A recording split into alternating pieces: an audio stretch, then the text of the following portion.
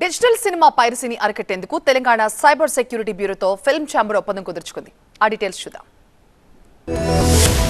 Digital cinema పైరసీకి పాల్పడితే ఇక దేత్తడే. పైరసీపై మరింత నిఘా పెరుగుతోంది. ఇండస్ట్రీ ఉనికిని ప్రశ్నార్థకంగా చేస్తున్న పైరసీ అంతమే పంతంగా టాలీవుడ్ పావులు కదుపుతోంది. డిజిటల్ సినిమా పైరసీని అరికట్టేందుకు తెలంగాణ సైబర్ సెక్యూరిటీ బ్యూరోతో ఒప్పందం కుదుర్చుకుంది Telugu film chamber of commerce. Piracy వెబ్సైట్లు, సోషల్ మీడియా ప్లాట్ఫామ్లు, మేనేజింగ్ యాప్లు, ఐపీటీవీ స్ట్రీమ్స్, మొబైల్ అప్లికేషన్ లో జరుగుతున్న డిజిటల్ పైరసీపై ఈ ఒప్పందం ద్వారా రియల్ టైం పర్యవేక్షణ ఉంటుంది. పైరసీ కంటెంట్ గుర్తించి వెంటనే డిలీట్ చేయడం సహా పైరసీకి పాల్పడిన వారిపై, ప్రోత్సహించిన వారిపై చట్టపరమైన చర్యలు తీసుకునే ఛాన్స్ ఉంటుంది.